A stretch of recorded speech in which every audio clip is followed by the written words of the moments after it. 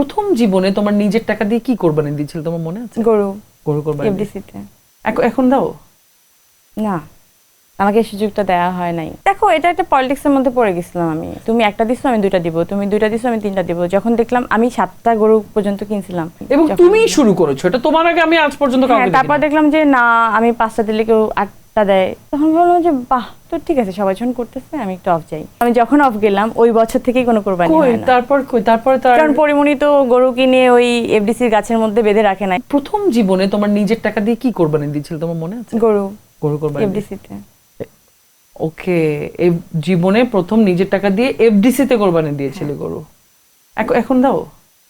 না, আমাকে এই সুযোগটা দেওয়া হয় নাই। মানে দেখো, এটা একটা পলিটিক্সের মধ্যে পড়ে গেছিলাম আমি। পলিটিক্সের কি আছে? একটা মানুষ কতগুলো সুবিধা বঞ্চিত মানুষ। আমি তোমাকে জিজ্ঞেস করি, তোমার কোনো উত্তর আছে? আমার কাছে কোনো উত্তর নাই যে আমাকে কেন দেওয়া হয় নাই। মানে এটা মানে লিটারালি তোমাকে নিষেধ করা হয় যে না তুমি এখানে পারবে না। নিষেধ করা না, এটা একটা প্রতিযোগিতা হয়ে গেছিল যে তুমি একটা দিছো, আমি দুইটা দিব, তুমি দুইটা দিছো, আমি তিনটা দিব। যখন দেখলাম আমি 7টা গরু পর্যন্ত কিনছিলাম, যে 1 বছর 2 বছর 3 বছর প্রতি বছর একটা করে গরু বাড়বে, একটা করে আরো মানুষ বাড়বে, 5টা 7টা করে আমি। এবং তুমি শুরু করেছো এটা, তোমার আগে আমি আজ পর্যন্ত কাউকে দেখিনি। তারপর দেখলাম যে না, আমি 5টা দিলে কেউ 8টা দেয়। তখন ভাবলাম যে বাহ, আছে তো সবার জন্য করার জন্য, আমি অফ যাই। এন্ড তখন আমারও একটা ব্যাপার ছিল যে প্রেগনেন্সির জার্নিটা, আমার তখন 3rd ট্রাইমেস্টার, তখন একটা ঈদ পরে, কোরবানি ঈদ।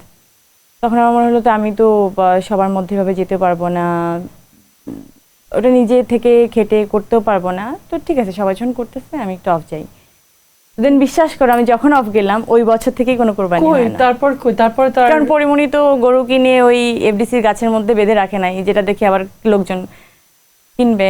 এটা খুব স্যাড না? এটা খুবই স্যাড না? এটা অসুস্থ প্রতিযোগিতা, খুবই অসুস্থ প্রতিযোগিতা। মানে যেটা আমি খুবই নিউট্রালি একটা মানুষের জন্য, নিজেদের জন্য করতে চাইছিলাম, ওটা আসলে একটা প্রতিযোগিতা হয়ে গেল। মানে কি অদ্ভুত ভাবে। এবং এটা তো প্রমাণিত, সবাই দেখতেছে। এবং তুমি অফ হয়ে গেলে তারপর থেকে আর ওই বছর থেকে আর হয়ও না এখন। আর কি মানে কি বলবো আর কি, ওভারফ্লো কিংবা লিকেজের ঝামেলা, ঠিক এই সমস্যার সমাধানে এসেছে স্মাইল বেবি ডায়াপার। এর সুপার অ্যাবজর্পশন টেকনোলজি এখন দেয় 30% বেশি শোষণ ক্ষমতা।